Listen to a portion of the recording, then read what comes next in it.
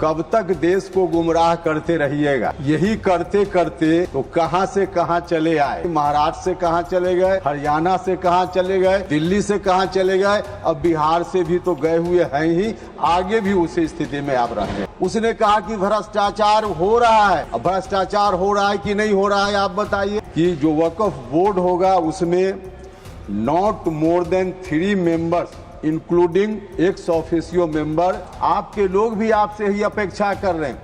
आज दुनिया भर में यह मैसेज है कि बोधगया में आंदोलन चल रहा है। आप ही के द्वारा बनाई गई सच्चर कमेटी थी, जिस कमेटी ने 2006 में रिपोर्ट दी। उस कमेटी ने क्या कहा, चेयरमैन को छोड़कर 8 सदस्य होंगे, उसमें 4 सदस्य हिंदू होंगे और 4 सदस्य बुद्धिस्ट होंगे। उन्होंने यही अर्थ लगाया होगा कि शायद बिना पढ़े लिखे, बिना समझे बूझे उन्होंने यहाँ आकर कुछ कह दिया। बिल में ऐसा प्रावधान किया जा रहा है कि अब हिंदुओं का बहुमत हो जाएगा और मुसलमान भाई अल्पमत में आ जाए। कुशवाहा।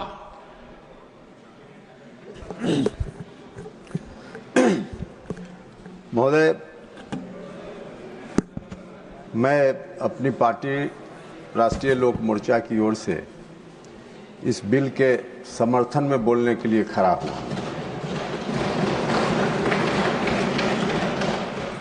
अब सुबह से बैठे बैठे तारीख भी बदल गई। जितनी बात सोचकर आया था, विपक्ष के लोगों के द्वारा इतनी बातें कुतर्क के रूप में प्रस्तुत की गई सदन में कि मेरे मस्तिष्क से भी जितनी बात मैं सोच कर आया था, अधिकांश बातें निकल गई। महोदय, यह तो मैं नहीं कह सकता, विपक्ष में खासकर कांग्रेस पार्टी में बहुत सीनियर लोग हैं, उन्होंने बिल को नहीं पढ़ा होगा, ऐसा तो मैं नहीं कह सकता। लेकिन उनकी ओर से कुछ बातें ऐसी की गई जिसके आधार पे बाहर जो लोग भी सुन रहे होंगे, देख रहे होंगे, उन्होंने यही अर्थ लगाया होगा कि शायद बिना पढ़े लिखे, बिना समझे बूझे उन्होंने यहाँ आकर कुछ कह दिया। अब एक माननीय सदस्य हैं कांग्रेस पार्टी के, बहुत सीनियर सदस्य हैं और कानून के भी बहुत बड़े जानकार हैं, ऐसा कहा जाता है। और उन्होंने कहा कि बिल में ऐसा प्रावधान किया जा रहा है कि अब हिंदुओं का बहुमत हो जाएगा उसमें और मुसलमान भाई अल्पमत में आ जाएंगे। अब जबकि माननीय मंत्री किरण रिजिजू साहब ने शुरुआत में ही बोलते हुए स्थिति स्पष्ट की और उन्होंने कहा, यदि मुझको ठीक ठीक याद है तो उन्होंने यह कहा कि जो वक्फ बोर्ड होगा उसमें not more than 3 members including ex officio member, 3 से ज्यादा गैर मुसलमान नहीं होंगे। उन्होंने परिषद काउंसिल के बारे में कहा कि इसमें not more than 4 including ex officio member गैर मुसलमान नहीं होंगे। अब उसके बावजूद कोई माननीय सदस्य अगर यह कहते हो सदन में कि इसमें बहुमत हो जाएगा जो गैर मुस्लिम हैं, तो अब इसको क्या समझा जा सकता है महोदय। कब तक देश को गुमराह करते रहिएगा। यही करते करते तो कहां से कहां चले आए। अब हम नहीं चर्चा करेंगे कि महाराष्ट्र से कहां चले गए, हरियाणा से कहां चले गए, दिल्ली से कहां चले गए, अब बिहार से भी तो गए हुए हैं ही, आगे भी उसी स्थिति में आप रहे हो। महोदय, अब विपक्ष में होने का यह मतलब नहीं है कि सरकार कोई अच्छा भी काम करे तो आप उसका विरोध कीजिए। सरकार कभी अच्छा काम करे तो पीठ भी थपथपाने का काम कीजिए। अभी एक माननीय विपक्ष के नेता ने बहुत अच्छा सुझाव दिया, मैं भी उस सुझाव का समर्थन करता हूं। बोधगया टेम्पल जो एक्ट है, उस एक्ट के तहत जो व्यवस्था है, उस व्यवस्था में बदलाव करने की उन्होंने बात कही। लेकिन साथ ही साथ मैं उनसे जानना भी चाहता हूं, अब इस बिल में गैर मुसलमान कुछ सदस्यों के लाने की बात हो रही है, तब उस पर इनका गंभीर ऐतराज है और जो गया बोध गया टेम्पल एक्ट है, वह टेम्पल एक्ट कब आया था? 1953 में। आज़ादी के बाद 1953 से वह एक्ट प्रभावी है। उस वक्त जो एक्ट आया, किसने बनाया था? किसने बनाया था? उस एक्ट में प्रोविजन है कि चेयरमैन को छोड़कर 8 सदस्य होंगे, उसमें 4 सदस्य हिंदू होंगे और 4 सदस्य बुद्धिस्ट होंगे। और जो चेयरमैन भी होंगे, कलेक्टर वहाँ के डीएम उसके चेयरमैन होंगे, वह भी तब जब कलेक्टर साहब खुद हिंदू होंगे तब उसके चेयरमैन होंगे। उस वक्त आपको नहीं लगा था, उस वक्त नहीं लगा था कि बौद्धिस्टों का यह मंदिर है तो उसमें बौद्धिस्ट लोग ही होने चाहिए, यह तब आपको नहीं लगा था।